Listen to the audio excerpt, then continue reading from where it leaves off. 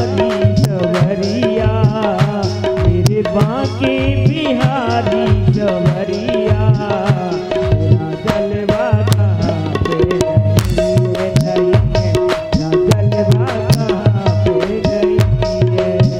ओ मेरे बांके बिहारी सवरिया, तेरा जलवा कहाँ पर नहीं है। ओ मेरे बांके बिहारी सवरिया, तेरा जलवा कहाँ पर नहीं है। मेरे बांके बिहारी सवरिया, तेरा जलवा कहाँ पर नहीं है। कि बिहारी सवरिया, तेरा जलवा कहाँ पे नहीं है, नहीं है, तेरा जलवा कहाँ पे नहीं है।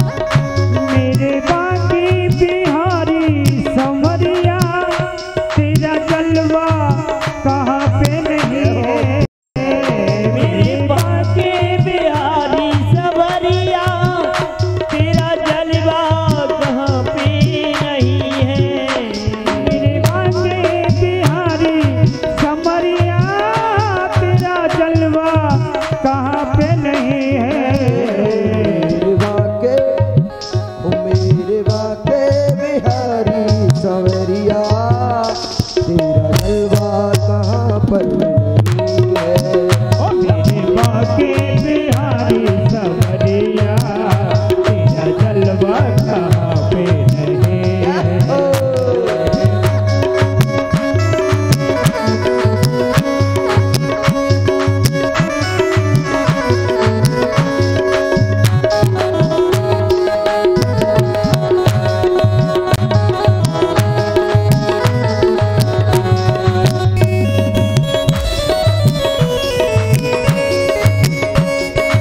बांके बिहारी लाल की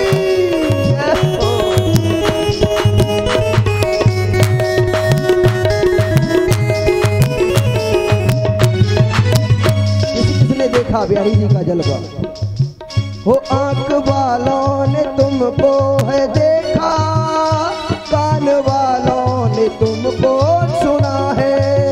भैया की बालों ने तुझको है देखा, कान बालों ने तुमको सुना है। हो आंख वालों ने तुमको है देखा, कान वालों ने तुमको सुना है। भैया की बालों ने तुझको है देखा, कान बालों ने तुझको सुना है। और तेरा दर्शन उसी को हुआ है, जिसकी आंखों पे पर्दा नहीं है। ओ तेरा दर्शन उसी को हुआ है, जिसकी आंखों में पर्दा नहीं है। बांके बिहारी सवरिया, तेरा जलवा कहाँ पे नहीं है।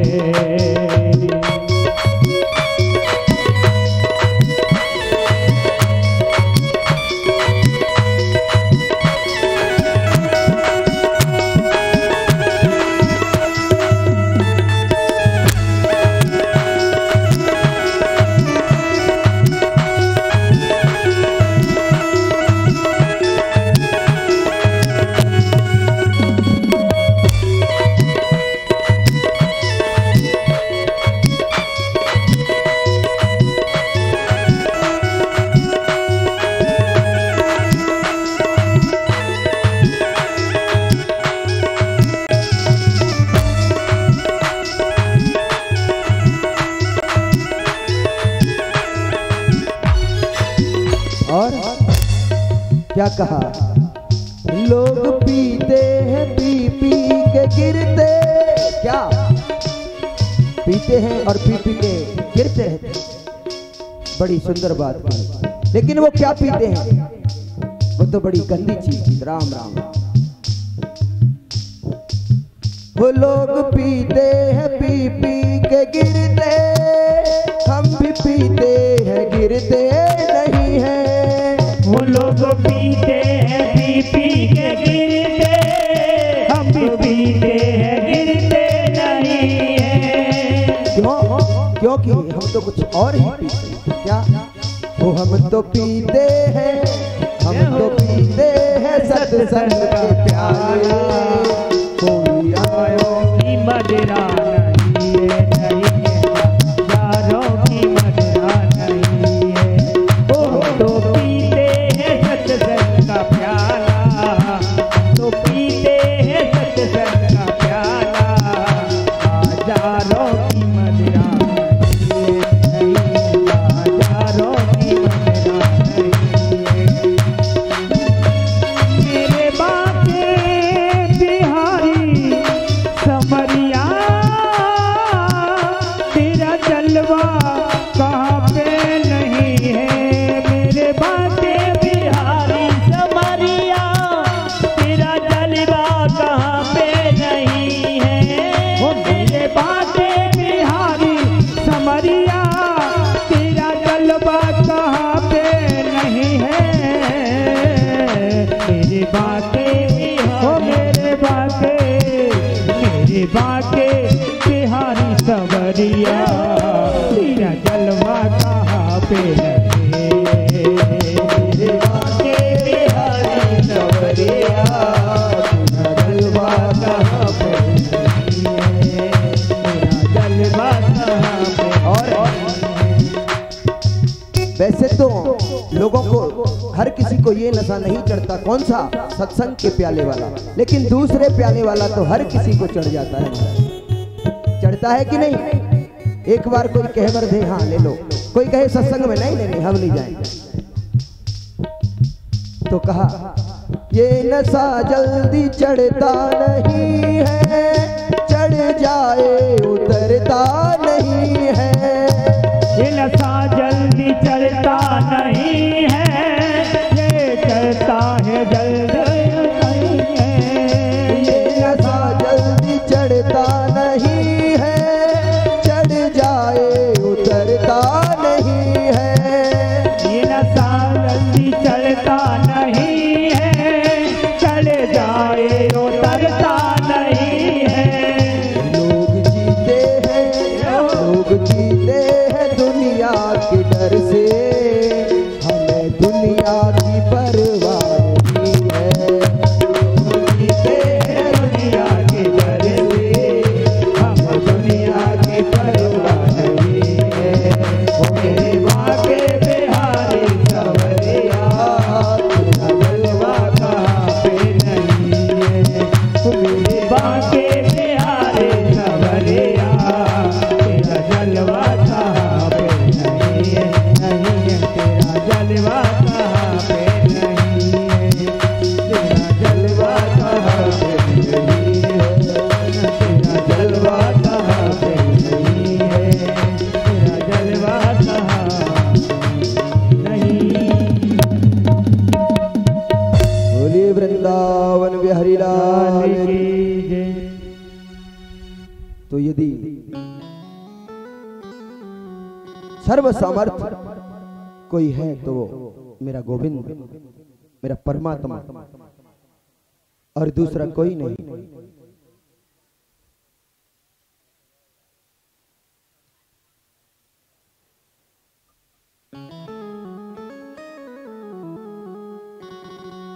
तो ये जो गजेंद्र नाम का जो हाथी है, इसमें बहुत बल है, बड़ा बलशाली है, और 150 पुत्र हैं, चिंता किसी बात की नहीं।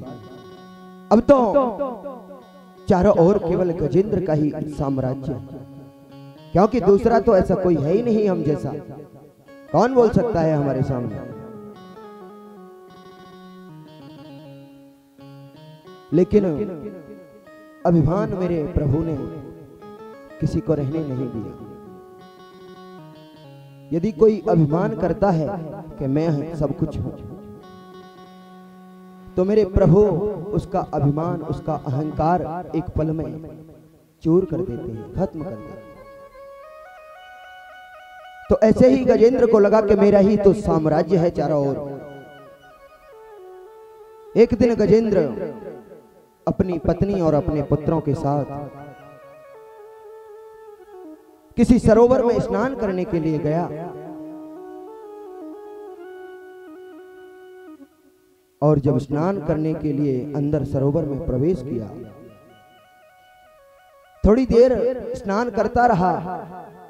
सूंड में जल भरता है, शरीर के ऊपर डालता है, बड़ा अच्छा लगा। हाथी को जल में क्रीड़ा करने में बहुत आनंद आता है। पत्नी पुत्र सब स्नान कर रहे हैं।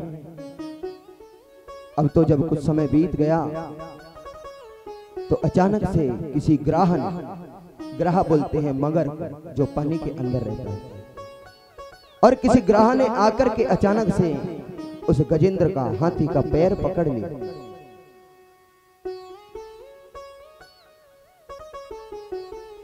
गजेंद्र हंसने लगा। जानता नहीं है कि गजेंद्र महाराज का पैर है। अभी इसको शायद पहचान नहीं हुई, क्योंकि जल के अंदर है, इसने देख नहीं पाया कि हम कौन हैं, इसलिए गलती हो गई।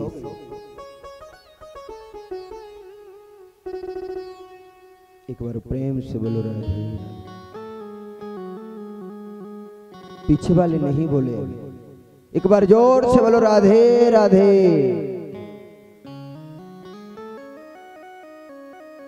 अब तो जब थोड़ा समय बीत गया, पुत्र जल के बाहर निकले। क्या स्नान ही करते रहेंगे? और भी कुछ तो व्यवस्था देखनी है, कुछ खाएंगे पिएंगे भी, और भी सारे काम हैं। पुत्र बाहर निकले। थोड़ी देर के बाद पत्नियां भी साथ बाहर निकलने लगी। गजेंद्र ने कहा, रे देवियों, कहां जा रही हो मुझे छोड़ करके इस हालत में? पहले तो गजेंद्र ने खुद से स्वयं से अपना पैर छुड़ाना चाहा, और जब पूरा बल लगा दिया, उसे तिल भर भी नहीं हिला पाया, बाहर नहीं निकल पाया। प्रयास करता है बाहर आने का, थोड़ा बाहर आता है हाथ, मगर फिर से अंदर खींच ले जाता है, फिर बाहर आता है, फिर खींच ले जाता है। जब इसे पता लग गया कि अब मेरी अकेले की ताकत कोई काम नहीं करेगी, जिसको अपने आप का बल होता है परमात्मा उसका साथ नहीं देते। हमारे ब्रज में तो संत कहा करते हैं कि काहू के बल भजन सो और काहू के आचार,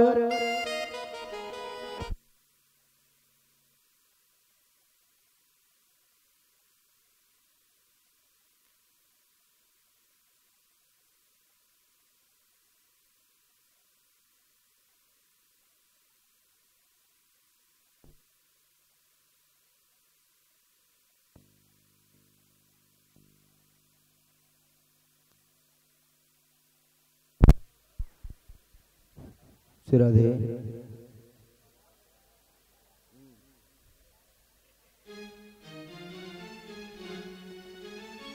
काहू के बल भजन सो काहू के आचार, और व्यास भरोसे कुंवर के सोवत पांव पसार। किसी को भजन का बल होता है कि हम बड़े तपस्वी हैं, तपस्या से कुछ भी हासिल कर सकते हैं। किसी को पैसे का बल, किसी को धन का बल, कई प्रकार के बल होते हैं। लेकिन संत जन कहते हैं कि व्यास भरोसे कुंवर के, किशोरी जी के भरोसे हम तो पैर फसार के सोते हैं, हमें किसी बात की आवश्यकता नहीं, वो सारी व्यवस्था अपने आप करती है। तो जब हम ये सोचते हैं कि मैं सब कुछ करने वाला हूं, तो ऐसा कुछ नहीं हो सकता, ये हमारी भूल है। होई है वही जो राम रच राखा, और को कर तर्क बड़ा वैसा खा। कोई नहीं बदल सकता विधि का विधान, हानि लाभ जीवन मरण जस यप।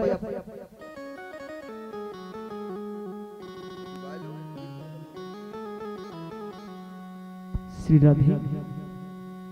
आइए 2 मिनट भगवान का संकीर्तन।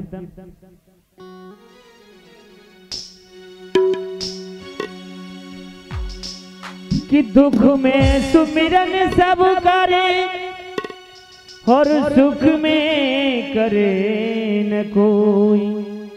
जो सुख में सुमिरन करे, तो दुख काहे को होई। जब कोई नहीं आता, मेरा श्याम आता है। जब कोई नहीं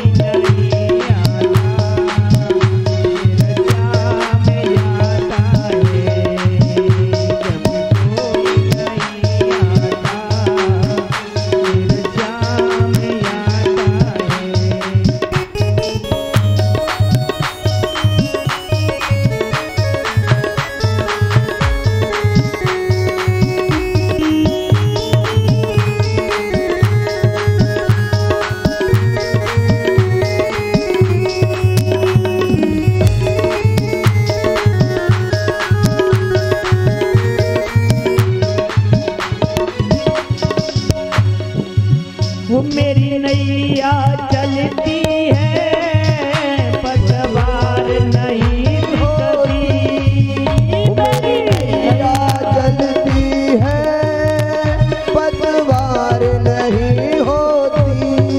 वो किसी और की अब मुझको रियाज नहीं दिखती, वो किसी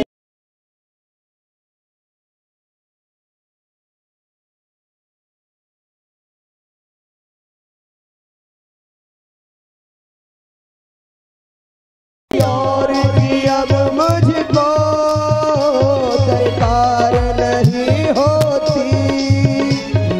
दिल से पुकारेंगे, दिल से पुकारेंगे, वो दौड़ा आता है जब कोई नहीं आता, फिर सामने आता है जब कोई नहीं आता, फिर सामने आता है।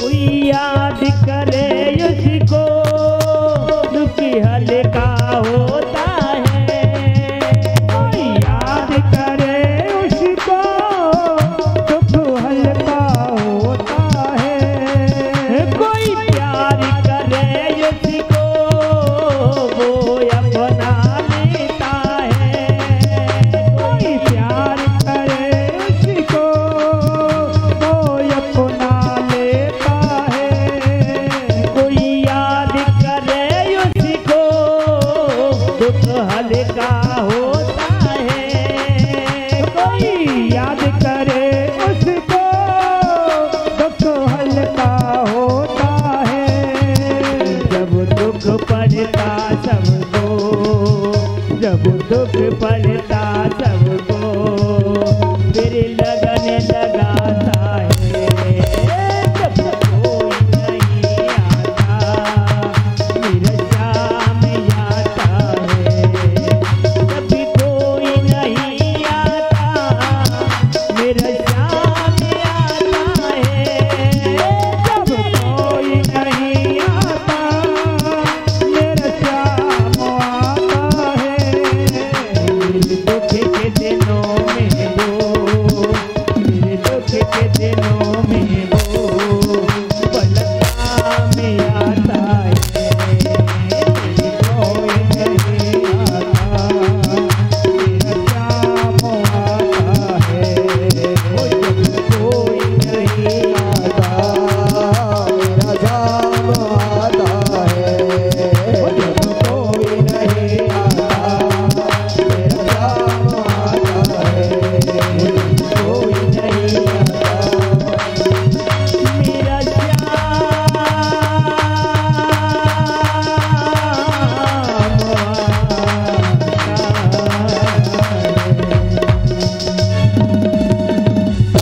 बोलिए भक्तवत्सल भगवान की, जय राधा रानी की।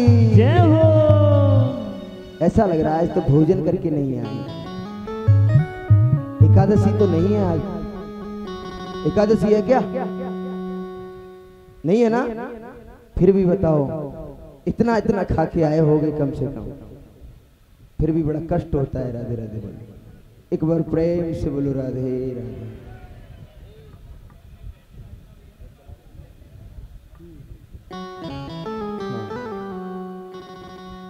अब तो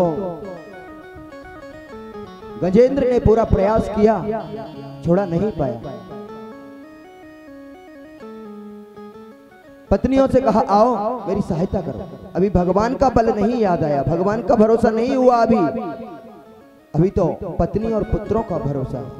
हमारा भी यही हाल है, हमको भी इन्हीं सब का भरोसा होता है, लेकिन परमात्मा पर वास्तविक हम कभी भरोसा नहीं करते। और यदि हम भरोसा कर लें तो फिर आने में वो देर नहीं करता। प्रबल प्रेम के पाले पड़कर प्रभु का नियम बदलते देखा। अपना मान टले टल जाए पर भक्त का मान न टलते देखा। भगवान अपने मान सम्मान को भूल जाते हैं भक्त के लिए, लेकिन हृदय से कोई बुलाए, भाव से उन्हें स्मरण करे, याद करे तो। लेकिन हम करते नहीं। हम तो पत्नी का चिंतन करते हैं महाराज, श्रीमती जी स्वामी जी का चिंतन करती हैं कि महाराज यही तो सब कुछ है, लेकिन ऐसा नहीं है। स्त्री गृह द्वारे सखा स्मशाने देहे चितायाम परलोक मार्गे। केवल घर के दरवाजे तक श्रीमती जी जाती हैं। क्या नहीं रहा, केवल आत्मा ही तो शरीर को छोड़ देती है, बाकी तो पतिदेव सामने ही पड़े हैं, सब कुछ वैसा ही है। लेकिन बेटा भी कहता है चलो चलो समय निकल रहा है संस्कार के लिए, जल्दी ले चलो, ज्यादा समय हो जाए। कौन साथी है? कोई साथी नहीं। लेकिन फिर भी हम जब कोई नहीं आता तो मेरे श्याम आते हैं, केवल मेरा प्रभु आता है, दूसरा कोई नहीं। लेकिन हम उसे याद नहीं करते हृदय से। ये बड़ी विडंबना है।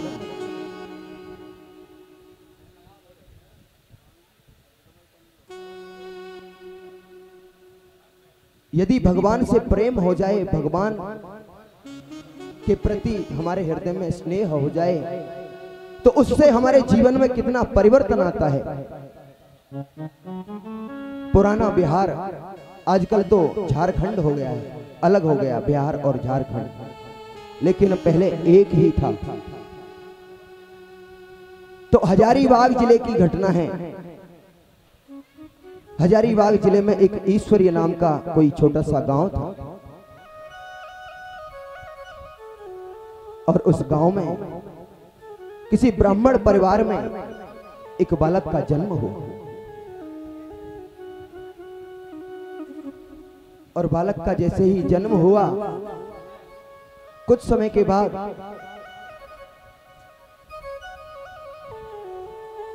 इनके मां बाप का प्राणांत हो गया, देहांत हो गया।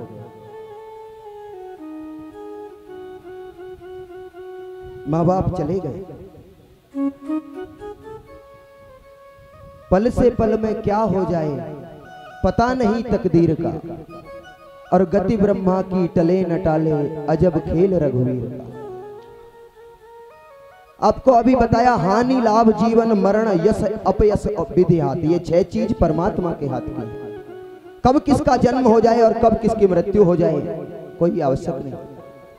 हानि लाभ जीवन मरण यश अपयश। तो आज बालक का जन्म हुआ, नामकरण रखा गया। तो बालक का नाम रखा श्रद्धालु जनों ने, परिवार वालों ने, पंडित राम टहल पांडे। पंडित श्री राम टहल पांडे, और थोड़े से ही बड़े हुए और माँ बाप चले गए। अब तो भैया भाभी इनका बड़े प्रेम से लालन पालन करते, लेकिन परमात्मा की गति, अचानक किसी दुर्घटना में इनके भाई का भी देहांत हो गया। अब तो भाभी भी विधवा हो गई। एक भाभी वो भी विधवा। फिर भी विपत्ति ने पीछा नहीं छोड़ा। इतने पर भी अभी परमात्मा और परीक्षा ले रहा है। चेचक की बीमारी हुई और राम टहल पांडे की दोनों आंखें फूट गई, अंधे हो गए। अब तो अंधे राम टहल पांडे और बेचारी विधवा भाभी।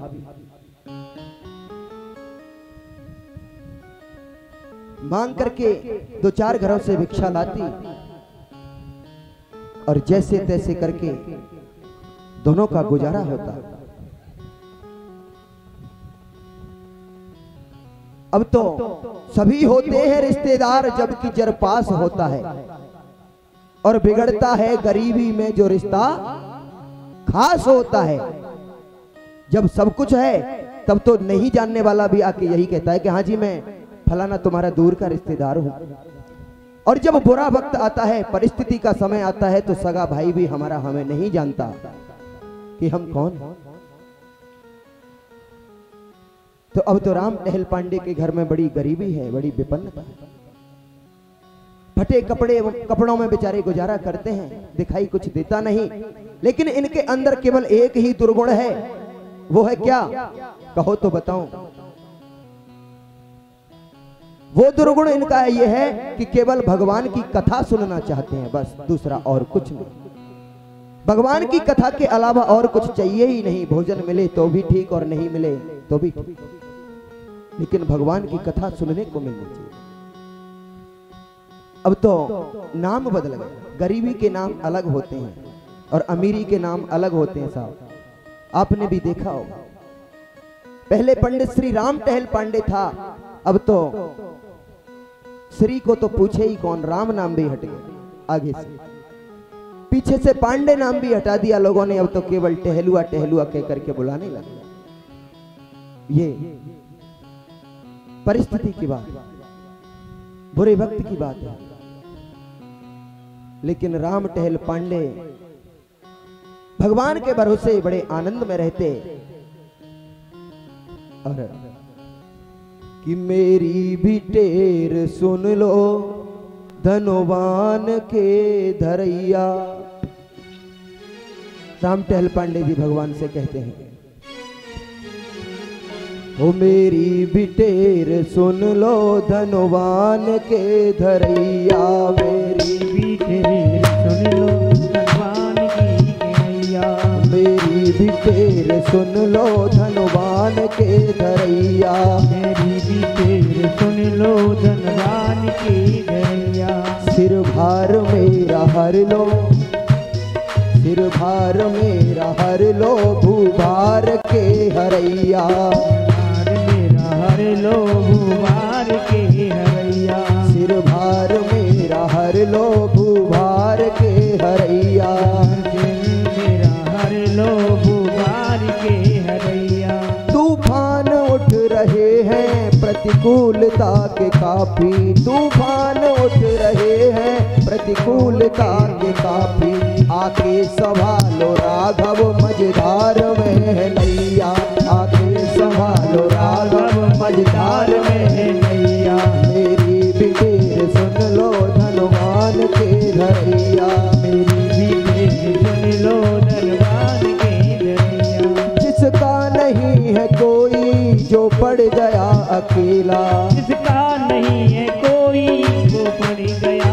अकेला, जिसका नहीं है कोई जो पड़ गया अकेला, जिसका नहीं है कोई वो पड़ गया अकेला। उस दीन के सहारे तुम हो भरत के भैया, उस दीन के सहारे तुम हो भरत के भैया।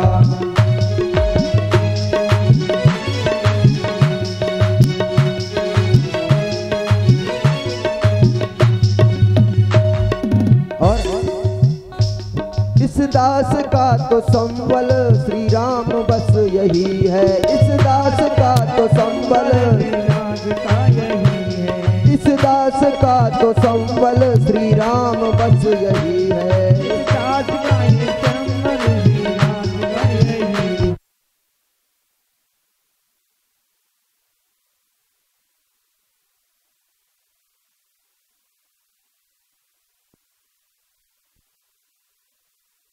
तो संबल श्री राम बस यही है, इस दास का तो संबल श्री राम बस यही है। रघुबर पिता है मेरे और जानकी जी मैया, रघुबर पिता है मेरे और जानकी है मैया, मेरी भी टेर सुन लो धनवान के धरैया, मेरी भी टेर सुन लो धनवान के धरैया, मेरी भी टेर सुन लो धनवान के धरैया, मेरी भी टेर सुन लो धनवान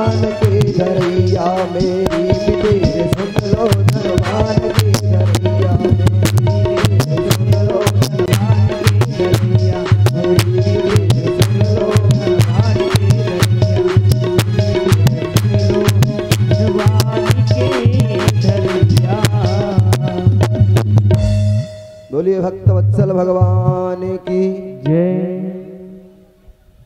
अब तो राम टहल पांडे के गांव में एक बार कथा हुई, भागवत कथा। तो राम टहल पांडे डंडे का सहारा लेकर के दीवार पकड़ते हुए जाते और कथा श्रवण करते। जब कथा का लास्ट दिन आया, अंतिम समय हुआ लास्ट, तो जब राम टहल जी को पता लगा कि आज कथा का विराम हो जाएगा और कल से कथा नहीं होगी, कल व्यास जी कहीं दूसरी जगह दूसरे गांव में भागवत कहने के लिए जाएंगे, तो किसी से पता पूछ करके सहारा लेते हुए लाठी टेकते हुए और व्यास जी के कक्ष में पहुंचते हैं जहां व्यास जी ठहरे हुए थे। तो हाथ जोड़ करके व्यास जी को प्रणाम किया और कहा, महाराज मैं आपके चरण दबा दिया करूंगा, आप कहो तो मैं आपके वस्त्र धुल दिया करूंगा, आपके कपड़े धुल दिया करूंगा, लेकिन मेरी एक ही अभिलाषा है, आपके मुख से होने वाली कथा मुझे रोज सुनने को मिलती रहे, जो आप कहेंगे मैं वो सेवा करूंगा। एक अंधा आदमी, नेत्रहीन व्यक्ति इस बात को कह रहा है। विचार करो, हमको तो सब कुछ दिया परमात्मा ने, लेकिन आजकल तो चेले भी ऐसे होते हैं महाराज, गुरुजी दीक्षा दो, दे दी, चेला बना। अच्छा, बारिश हो रही थी तो गुरुजी ने कहा कि भाई चेला, ये गाय जो बारिश में भीग रही है, खुले में बंधी हुई है, जो बंधी है खूंटे से, बंधन में, जाओ इसे बंधन से मुक्त कर दो। श्री राधे।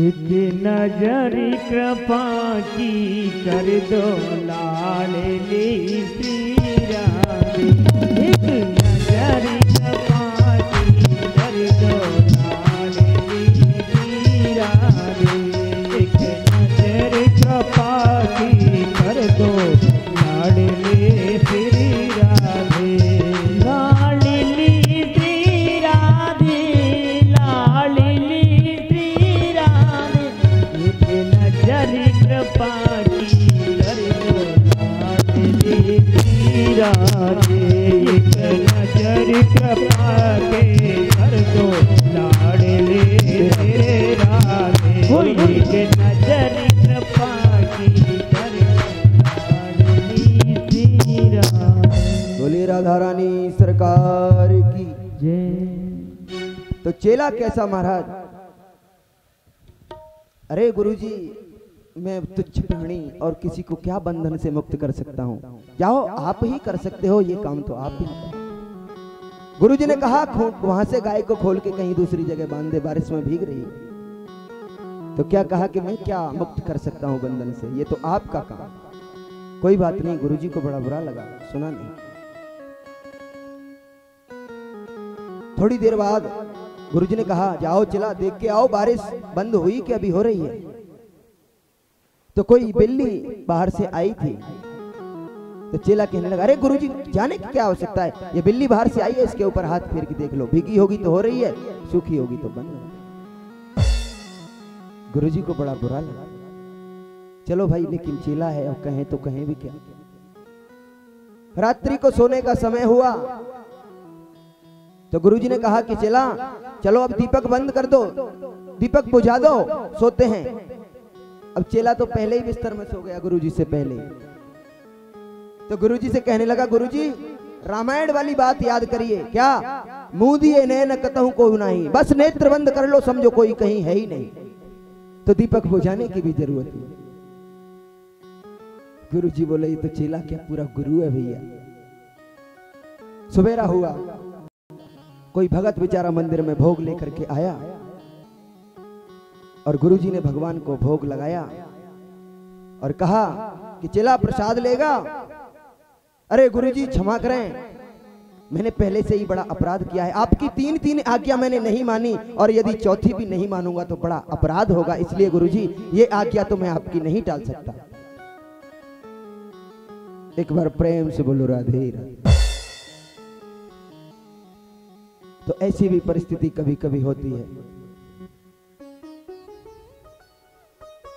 अब तो राम टहल पांडे का नाम बदल गया, टहलुआ टहलुआ कह के लोग बुलाने लगे। व्यास जी से जब जाकर के कहा कि मैं आपकी सेवा करूंगा, आप मुझे सेवा बता दिया करो, बस मुझे कथा सुननी है। व्यास जी बोले नहीं नहीं राम टहल जी, आपको कुछ भी सेवा करने की आवश्यकता नहीं है, आप तो आओ और प्रेम से कथा का श्रवण करो। महाराज मैंने सुना है आज कथा का विराम हो गया है, कल आप चले जाएंगे। हाँ, और मैंने सुना है कि कहीं अगले गांव में कथा होने वाली है, दूसरे गांव में। हाँ, तो क्या मैं वहां भी कथा सुनने के लिए जा सकता हूं? व्यास जी ने कहा हाँ जा सकते हैं। और आप जा क्या सकते हैं, आप तो वहीं रहो हमारे पास, प्रेम से प्रसाद पाओ और कथा सुनो, आनंद लो। राम टहल पांडे जी घर आए, भाभी को बताया, भाभी मैं तो कथा सुनने जा रहा हूं, दूसरे गांव में कथा हो रही है। भाभी भी बेचारी इतनी अच्छी। राम टहल पांडे जी कथा सुनने के लिए जाते, भाभी इनके लिए भोजन बना देती, जो भी अपनी रूखी सूखी रोटी अचार के साथ, और अपने गमछे में अंगोछे में बांधते और कांख में दबाए अपनी लाठी को पकड़े हुए, और सीताराम राधे श्याम, सीताराम राधे श्याम जाते। कथा पंडाल में पहुंचते, भगवान को प्रणाम करते, कथा सुनते, और जब कथा का विराम होता बीच में, तो अपना भोजन प्रसाद ग्रहण करते और फिर भागवत की कथा सुनते, लौट करके शाम को घर आते। इतने प्रसन्न कि मानो इनको सब कुछ मिल गया हो। पायो जी मैंने राम रतन धन पायो। वाकई में यदि कोई धनी है तो वही धनी है जिसके पास भगवान नाम का धन है। ये रुपया पैसा वहां काम नहीं करता है, भगवान के यहां। एक बार प्रेम से बोलो राधे।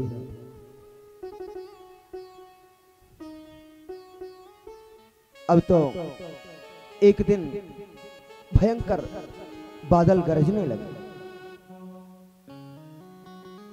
बारिश होने लगी, मौसम बड़ा खराब होने लगा, हवा चलने लगी। तो भाभी ने सोचा कि आज राम टहल पांडे जी कथा सुनने शायद नहीं जाएंगे, क्योंकि आज अच्छा दिन नहीं है, बारिश हो रही है। लेकिन राम टहल पांडे जी तब तक तो स्नान करके आते ही हैं। भाभी री ला मेरा भोजन दे दे, मैं तो कथा सुनने जा रहा हूं। राम टहल पांडे की भाभी बोली, अरे देवर जी ये अच्छा दिन नहीं है, आज कथा सुनने नहीं जाना चाहिए। क्यों? बारिश हो रही है, बादल गरज रहे हैं और बिजली कड़क रही है, ऐसे में कहां जाओगे? फिसल जाओगे, गिर जाओगे, हाथ पैर में चोट लग जाएगी। तो राम टहल पांडे कहने लगे कि भाभी मां क्या बात करती हो,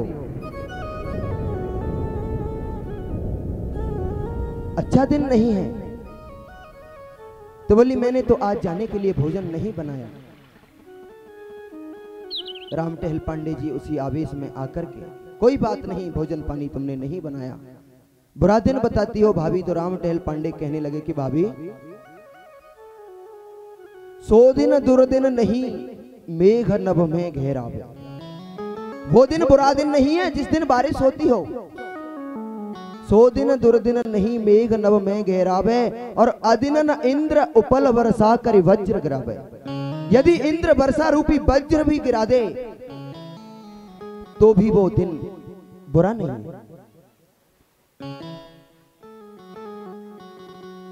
भाभी ने कहा क्या कहते हो? हाँ। राम टहल पांडे जी कहने लगे कि भाभी बारिश होती हो, बारिश रूपी वज्र भी यदि गिर जाए तो दिन बुरा नहीं है। 100 दिन दुर्दिन नहीं, उदर को अन्न न पावे। यदि पेट को भोजन भी नहीं मिले किसी दिन तो वो भी दिन बुरा नहीं है। दुर्दिन नहीं, 100 दिन दुर्दिन नहीं, पेट उदर को अन्न न पावे, और प्रेमी संबंधी जीवन में व्यर्थ जावे। कोई सगे संबंधी काम के नहीं होते,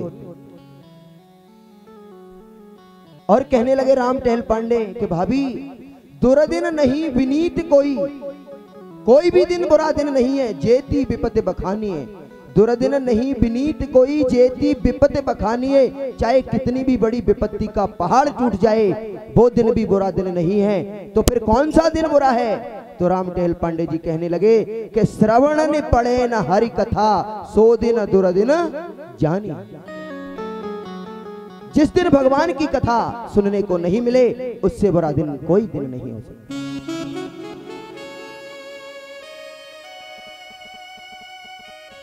एक बार प्रेम से बोलो राधे। बातें तो बहुत सारी हैं, लेकिन कथा प्रसंग भी छूटते हैं। अभी वामन भगवान का आप लोगों को दिव्य दर्शन होगा। लगता है समय भी 2 से ऊपर हो गया, और आज मेरे भक्त वत्सल नंद नंदन ब्रज चंदन जसोदा नंदन श्री कृष्ण का भी अवतार होना है। तो इसलिए ज्यादा समय तो नहीं है। आइए कथा प्रसंग की ओर चलते हैं। उस हाथी ने अपने पैर को छुड़ाने का सतत प्रयास किया, लेकिन नहीं छुड़ा पाया। और उसके बाद पत्नियों को बुलाया, पुत्रों को बुलाया, आओ मेरी सहायता करो, मेरी रक्षा करो। पत्नियों ने सूंड में सूंड लगाई और बाहर खींचने का प्रयास किया, लेकिन वो भी सफल नहीं हो सके। पुत्र आए, पुत्रों ने भी बाहर निकालने का बहुत प्रयास किया, लेकिन वो भी नहीं निकाल पाए। अब तो जब थोड़ा समय बीता, पुत्र चलने लगे। गजेंद्र कहने लगा, देवियों देखा तुमने मुझे किस हाल में छोड़ के जा रहे। मैंने इनके लिए स्वयं ना खाके, बाप खुद ना खाके अपने पेट से बचा के बच्चों की व्यवस्था कर, लेकिन आज वही बच्चे कहने लगे, अरे पिताजी हम भी कब तक भूखे प्यासे खड़े रहेंगे, आप तो जाने का नाम ही नहीं लेते। तो क्या इसी के लिए होते हैं हमारे? पत्नियों ने कहा, अब ठीक ही तो है, बेचारे बच्चे हैं, भूखे प्यासे कब तक पड़े रहेंगे, अब तुम तो जाते ही नहीं, निकलते ही नहीं। और पत्नियां भी छोड़ करके गजेंद्र को चलने। बड़ा परीक्षित को गजेंद्र को बड़ी ग्लानि हुई कि बताओ, मैंने जिनके लिए सब सर्वस्व छोड़ दिया, और आज वही मेरे को छोड़ के जा रहे हैं। तब गजेंद्र ने देखा कि मैं अब बिल्कुल असहाय हूं, कोई भी मेरा सहारा नहीं है। तो ओम नमो भगवते तस्मै यत एतच्चिदात्मकं पुरुषायाद बीजाया परेशाया विधिमहि। उसे प्रभु का स्मरण हुआ, नारायण का ध्यान आया, और भगवान की बिना नाम लिए, किसी का नाम नहीं ले रहा। आज सारे देवी देवता स्वर्ग में खड़े हैं और ग्रह और गजेंद्र के उस युद्ध को देख रहे हैं, विचार कर रहे हैं, ये कितना मूर्ख है ये हाथी, हमारा नाम नहीं ले सकता। ब्रह्मा जी नहीं जानता तो 4 मुख वाला कह देता, अभी जाते और इसका हम उद्धार कर देते। शंकर जी कहते हैं डमरू वाला ही कह देता, भोले भाले कुछ तो बोल सकता था, लेकिन हमारा नाम नहीं लिया तो हम नहीं जाएंगे। लेकिन जो किसी का नाम नहीं है, पहले दिन ही आपने सुना था वेद में प्रभु का नाम अजन्मा है, अनामी है। तो जो किसी का नाम नहीं वो परमात्मा का नाम है। तो जब कोई नहीं आता तो मेरे श्याम आते हैं, मेरे दुख के दिनों में वो बड़े काम आते हैं। और जब गजेंद्र ने प्रभु को पुकारा, प्रभु ने गजेंद्र की करुणा भरी पुकार को सुन लिया और गरुड़ को आदेश दिया कि चलिए, हमारा भक्त गजेंद्र आज बड़े कष्ट में। गरुड़ को थोड़ा अभिमान हुआ, हमारे बिना प्रभु का काम नहीं चलता, हम ही तो सारे ब्रह्मांड में घुमाते फिरते हैं अपनी पीठ पर बिठा के। प्रभु ने हृदय की बात समझ ली और कहा, गरुड़ आज हमारी इच्छा है कि रोज तो तुम हमें पूरा बिठा करके उड़ते हो, लेकिन आज आप हमारी एक उंगली को बिठा के उड़ो। गरुड़ कहने लगा, अरे महाराज कैसा आप मजाक करते हैं, कैसे, बैठिए अच्छे से बैठिए फिर उड़ेंगे। नहीं नहीं, केवल एक ही उंगली को उड़ाओ। और जब गरुड़ ने उड़ना प्रारंभ किया, जब पंख फटफटाए तो पसीने पसीने हो गया, लेकिन एक तिल भर वहां से हिल नहीं सका। तो प्रभु ने कहा कि गरुड़ तुम्हारी क्या सामर्थ्य, क्या औकात तुम्हारी जो तुम हमको उड़ाओ। वो तो हमारी ही कृपा है जो हम अपने पैरों में तुम्हें दबा करके लिए घूमते फिरते हैं सारे ब्रह्मांड में। गरुड़ का अभिमान चूर हुआ। हाँ स्वामी। और मेरे प्रभु गरुड़ासीन होकर के गजेंद्र की रक्षा के लिए आए, और जब गजेंद्र ने आते हुए देखा, हृदय भाव से भर गया, नेत्र सजल हो गए, और अपनी सूंड से एक पुष्प तोड़ा और प्रभु की ओर उसे समर्पित करने। प्रभु आए और आकर के मेरे प्रभु ने उस ग्राह के सर को धड़ से अलग कर दिया। ग्राह का भी उद्धार किया और गजेंद्र का भी उद्धार किया। प्रभु के हाथों से मरना भी मुक्ति है और प्रभु के हाथों से बचना भी मुक्ति है। लेकिन गजेंद्र को मुक्ति पहले मिली, जबकि पुकारा किसने? ग्राह ने। बुलाया किसने था भगवान को? ग्राह ने बुलाया। गजेंद्र ने बुलाया, ग्राह ने नहीं बुलाया था। हाथी ने बुलाया था भगवान को, लेकिन मगर को मुक्ति पहले मिली। क्यों? इसका भी बड़ा एक कारण है। गजेंद्र कहने लगा कि महाराज, मैंने आपकी स्तुति गाई, मैंने आपको बुलाया, आप मेरी रक्षा के लिए आए, और आकर के पहले आपने इस ग्राह का उद्धार किया। ये तो ठीक नहीं। मैंने बुलाया तो पहले मेरा काम करना चाहिए था, आपको पहले मेरा उद्धार करना चाहिए था, ना कि इस ग्राह का। तो भगवान ने बड़ी सुंदर बात कही कि गजेंद्र, तुम नहीं जानते, जो मेरा भक्त है, जो मेरा पैर पकड़ता है, उसका तो मैं उद्धार करता ही हूं, ये तो निश्चित है ही है।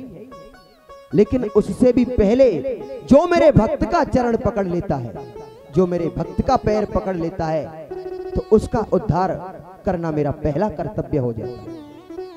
तुम मेरे भक्त हो और इसने तुम्हारा पैर पकड़ा गजेंद्र, इसलिए मेरी परिस्थिति बन गई, मेरी मजबूरी बन गई कि इस ग्रह का उद्धार करना। बोलिए भक्त वत्सल भगवान की जय हो। और इस प्रकार से ग्रह और गजेंद्र दोनों को मुक्ति दिलाई। एक बार प्रेम से बोलो राधे।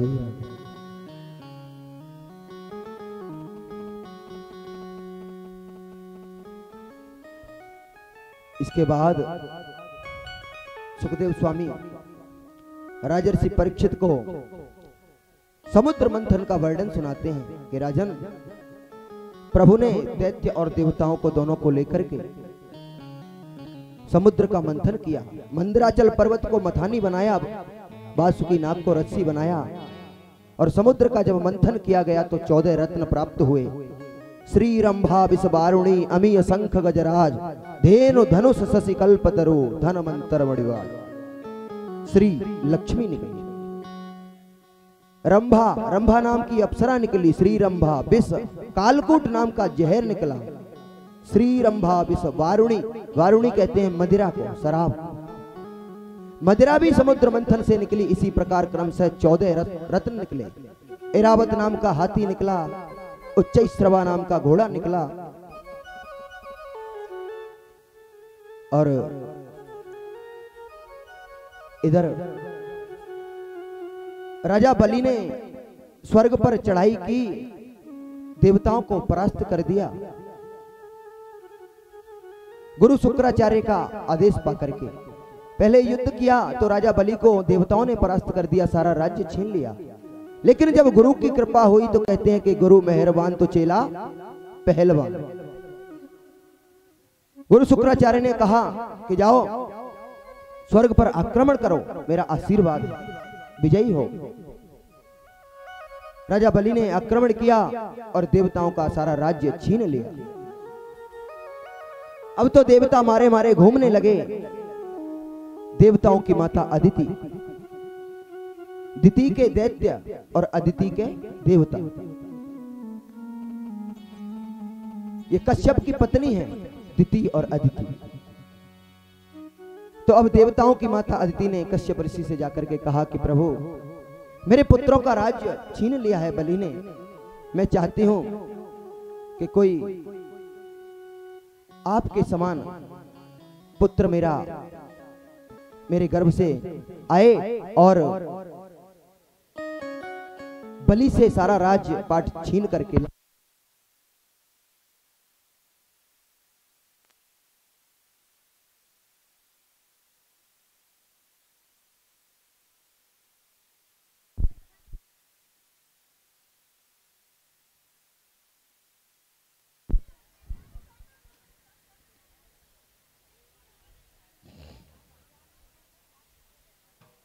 राधे।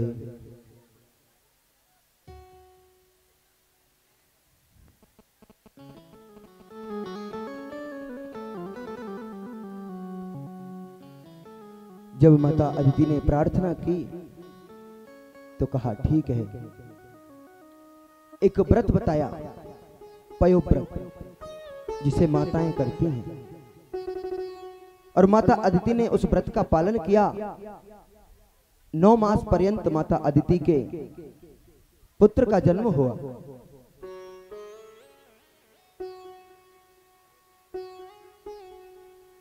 ये भगवान का ही एक अवतार है, जिसे वामन अवतार कहते हैं, भगवान वामन का अवतार। तो आप सभी लोग अभी दर्शन करेंगे वामन भगवान के। वामन भगवान का छोटा सा बड़ा दिव्य स्वरूप है, बिल्कुल वामन अंगुल के हैं, एकदम से बटुक, और इनका स्वरूप बड़ा दिव्य है, चमकता हुआ खिलता हुआ एकदम से चेहरा, मस्तिष्क पर बड़ा तेज, बड़ा दिव्य आभा मंडल।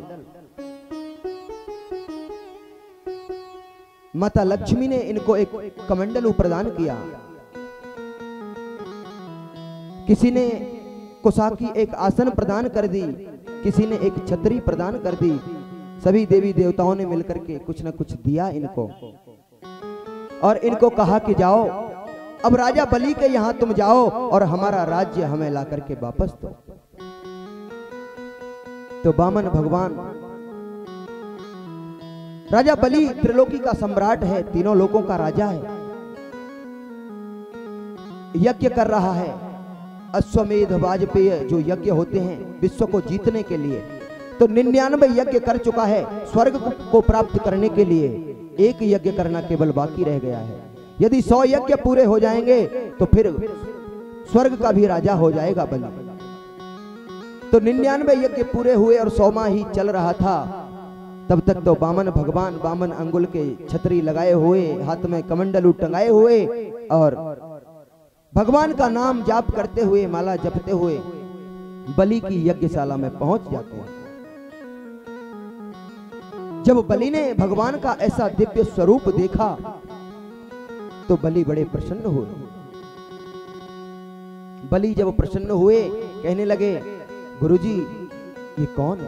कोई ब्राह्मण बालक नजर आता है। हाँ, साधारण ब्राह्मण ही नहीं, ये तो बड़ा ऋषि है, माला जप रही है, जपता चला जा रहा है।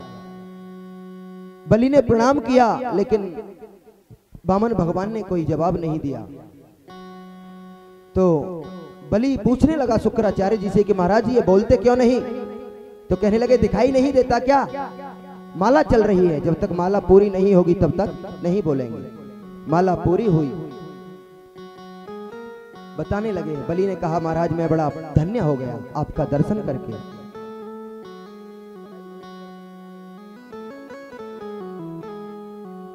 तो आज वामन भगवान बलि के द्वार पर पहुंच गए हैं त्रिलोकी को वापस लेने के लिए। तो आइए हम सब लोग भजन के माध्यम से वामन भगवान का बोलिए वामन भगवान की।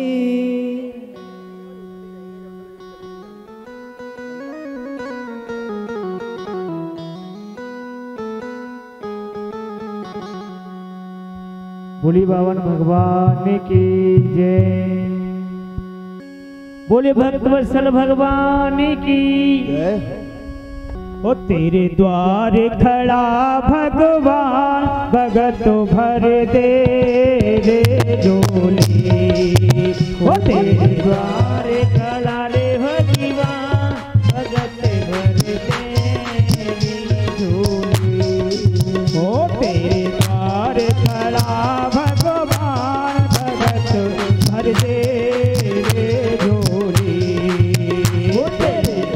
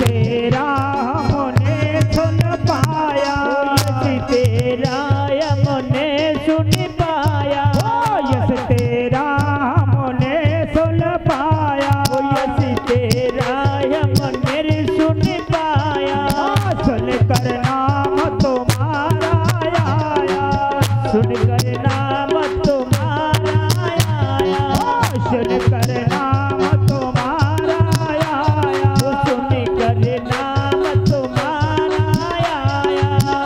करे आशा पूर्ण हमारी भगत भर दे झोली।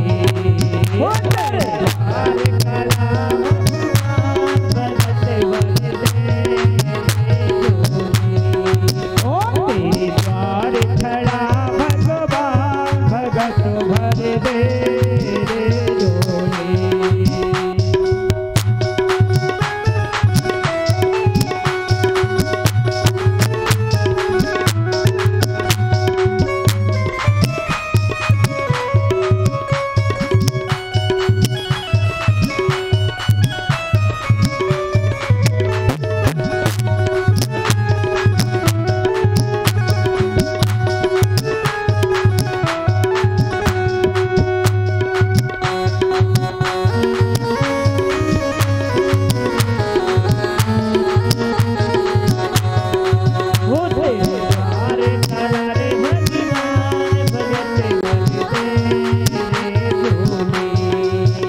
अरे ना मांगो में हीरा मोती, ना मांगो में हीरा मोती, ना मांगो में हीरा मोती, ना मांगो में हीरा मोती। ना चाहिए तेरे अचला धोती, ना चाहिए तेरे अचला धोती, नहीं चाहिए तेरे अचला धोती, चाहिए तेरी अचला धोती। ना मांगो अटाया तारी भगत भर दे झोली। द्वार खड़ा रे भगवान भगत भर दे झोली। द्वार खड़ा भगवान भगत भर दे झोली। द्वार खड़ा रे भगवान भगत भर दे झोली।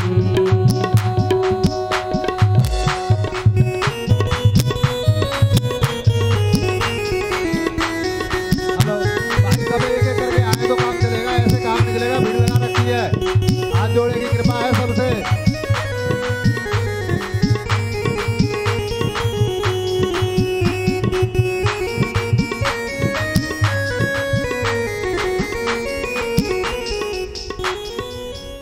अरे ना हमसे जा मांगे घर घर, ना हम भेजा मांगे घर घर, ना हम भेजा मांगे घर घर, ना हम भेजा मांगे घर घर। और देना होगा तेरा वाचा भर कर, देना हो तेरा वाचा भर कर, देना होगा तेरा वाचा भर कर, देना हो तेरा वाचा भर कर। ओ हम जन्म जात ब्रह्मचारी भगत भर दे झोली। हो तेरे द्वार खड़ा रे भगवान भगत भर दे झोली। द्वार खड़ा रे भगवान भगत भर दे झोली।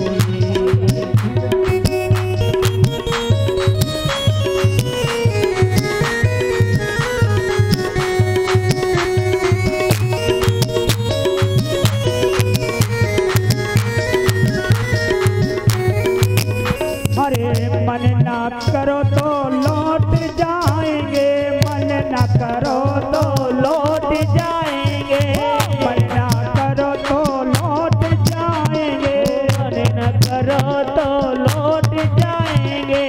द्वार तुम्हारे फिर न आएंगे, द्वार तुम्हारे फिर न आएंगे, ओ द्वार तुम्हारे कभी न आएंगे। मैं मैया से निवेदन करना चाहूंगा, भीड़ नहीं करें, एक एक करके आए, भीड़ नहीं करें। सभी माता बहनों से निवेदन है, एक एक करके आए, पूजन करें। अरे मन ना करो तो